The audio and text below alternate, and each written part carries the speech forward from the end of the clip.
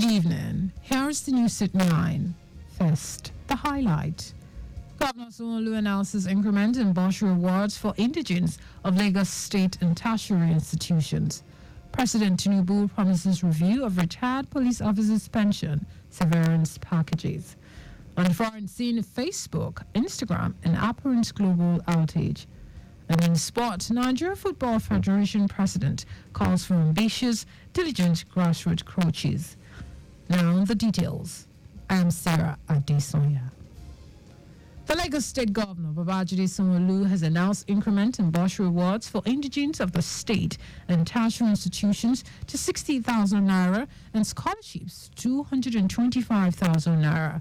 Governor Sanwo-Olu also appointed 4 former student union leaders, Eniola Opemi, Kayode Samuel, Giwa Moore, and Adeola Adeomi, as senior special assistants. The governor stated these during an interactive session with the theme Students as Strategic Partners in Governance Process, Challenges and Prospects for Youth Development, designed as part of his administration's commitment to carry youth along in line with its Themes Plus developmental agenda, capturing youth inclusion. Governor Sanwo-Olu ruled out various interventions and programs of his administration in the tertiary education sector, emphasized the need for collaborations to develop an ecosystem to build a solid student-university government relationship. I think we want to give what is also expected. This country needs you. This country believes in you. This country expects so much from you. You are our people. You are the hope and we're relying on. To give the required human resource in the future, and it is your generation that is going to do it. You have to be a self-starter by yourself. You have to have a belief in yourself. You have to be your own first critic and say to yourself that no matter how many times I fall, I will rise up again. Commissioner for Tertiary Education, Tolani Sule, will acknowledge the commitment of Sanwo-Olu administration towards implementation of quality education and new development in the tertiary education sector, pledged to sustain the legacy of excellence and continue dialogues with stakeholders to ensure industrial peace. We will continue to sustain the legacy of excellence in all our institutions, while our ministry will continue to dialogue and collaborate with students and management of our various institutions so that the current atmosphere of peace can be well sustained. Lead speaker, former Vice Chancellor of Lagos State University, Olarewaju Fagbon, who emphasized the need for effective communication and constructive engagement, consultation, and prioritization on the part of government and schools management, urged students to achieve their goals by displaying positive attitudes as well as guard infrastructure provided in school jealously. We will continue to sustain the legacy of excellence in all our institutions, while our ministry will continue to dialogue and collaborate with students and management of our various institutions so that the current atmosphere of peace can be well sustained. Chairman, National Association of Nigerian Students, Lagos State, Lekon Alimi, commended Sanwo-Olu administration for its efforts in the education sector and informed the government about the laudable campus programs that can be supported. Our correspondent, Adeola Akindele, reports that discussants at the event were unanimous in agreement that stakeholders in the tertiary education must work together with government to strengthen education in the state. The Lagos State House of Assembly has praised Governor Babajide Sanwo-Olu for the successful completion of the Red Line Rail project. The House also commended President Bola Tinubu for establishing the foundation in Lagos upon which successive administrations have built. Speaker Mudashiru Obasa, who presided over the plenary, commended past governors for sustaining Tinubu's vision for Lagos, describing the Red Line Rail project as a significant step in the efforts of the government to improve living and boost the economy of the state.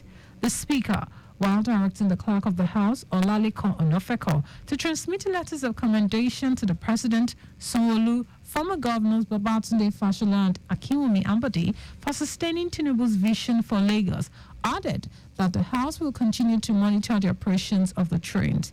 The first phase of the 37-kilometer Red Line Rail constructed by the Lagos Metropolitan Area Transport Authority, LAMATA, was inaugurated on February 29, 2024.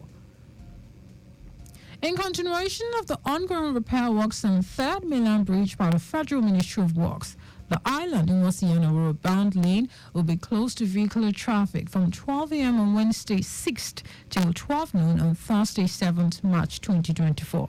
Commissioner for Transportation Oluwaseun Oshiemi, who made this known in a statement, advised motorists to use the alternative routes previously provided during this period.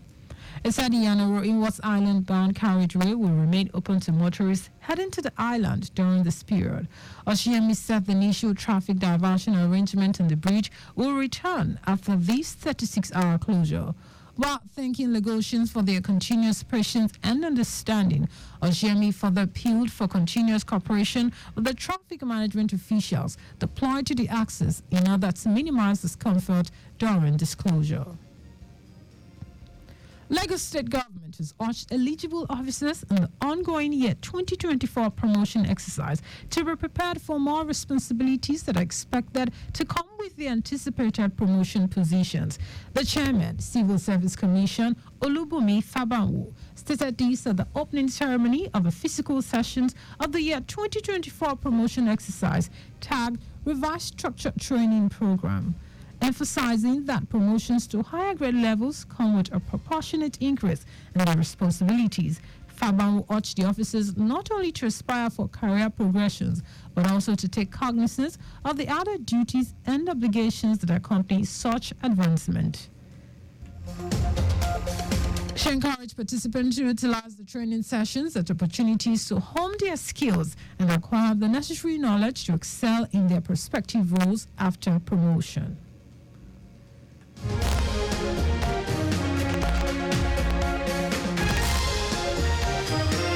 And now to the rest of the stories. President Bola Tinubu says it will ensure an immediate review of the pension and severance packages of retired police officers to reflect the enormity of their contributions and commitment to the country.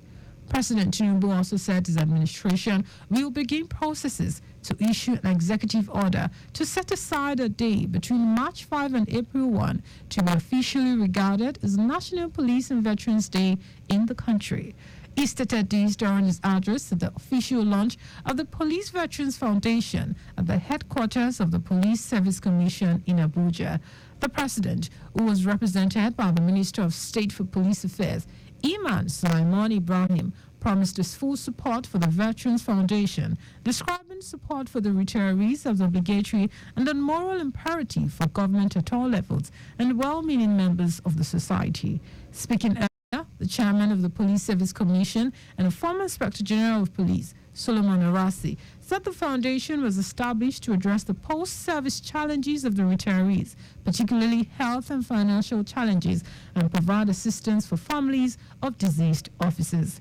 He urged Nigerians to support the foundation, not only to help the veterans, but also support dedication and commitment of serving officers. The Director General of the World Trade Organization, WTO, Ngozi Okonjo-Iweala, has highlighted the untapped potential of the shea butter sector. Desperate African women have earned $227 million from shea butter processing. She noted that 60 million women derive their livelihood from farming and processing shea. The WTOD made this known at the Global Shea Alliance Conference in Abuja with the theme Shea 2024, Bridging the Gap, where she mentioned that over 35,000 women received training in shea processing, quality practices, and other value-added shea products. Okonjo-Iweala said so far, over 1 million women are involved in this, even though most of the potential in these sectors is still untapped. The Executive Director, CEO of Nigeria Export Promotion Council, NEPC, Nonye Ayeni, noted that the global value of shea production and export in year 2023 value chain was $2.17 billion, while it is expected to grow at a compound annual growth rate, CAGR, of 7.1% by 2030, representing the sum of $5.8 billion. Ayeni added in in 2016, the country partnered with the World Trade Organization and Standards and Trade Development Facility to execute project and 172, which was a game changer in Nigeria's share sector. And in foreign news, Facebook and Instagram have gone down in what appears to be a massive outage of parent company Meta's platforms. People trying to log onto websites and apps were finding error messages and were unable to refresh their feeds as normal. Tracking website Down Detector indicated hundreds of thousands of reported outages for Facebook and Instagram affecting multiple countries. Meta has acknowledged the issues and says it is working on this now. Meta's platforms are some of the most popular in the world. Facebook has 3 billion active monthly users, while Instagram is expected to hit 1.4 billion worldwide later this year. And in sport, President of Nigeria Football Federation, Ibrahim Gusau, has called on aspiring coaches across the federation to elect diligence and admission as their watchwords as the NFF is ready to select the very best among them to discover and nurture talents for the under-15 and under-16 national teams. Speaking in Abuja at the opening ceremony of the first NFF D-licensed coaching course, Gusau reiterated the vision of the present NFF administration to power the development, sustenance, and growth of Nigeria football from the grassroots. A 7-day course, which will feature 40 participants, kicked off immediately it was declared open by Gusau.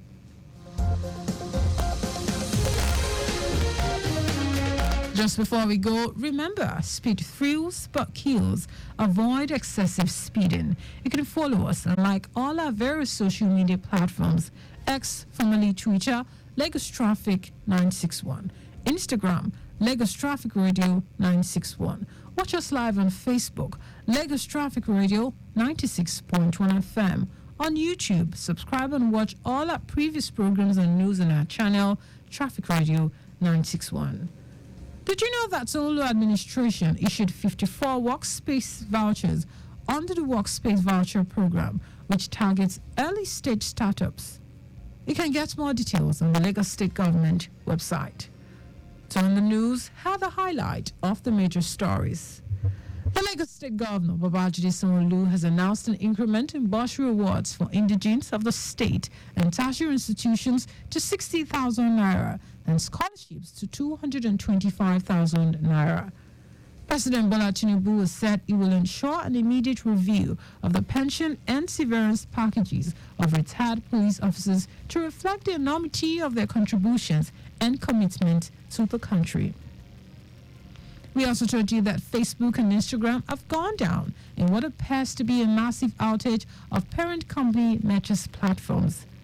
And in sport, President of Nigeria Football Federation, Ibrahim Gusau, has called on aspiring coaches across the federation to elect diligence and ambition in their watchwords as the NFF is ready to select the very best among them to discover and nurture talents for the under-15 and under-16 national teams. For contact with the newsroom, send a message to Lagos Traffic Radio at lagosstate.gov.ng. That is the news broadcast compiled by Coyote Mafolashiri. I am Sarah Adesanya.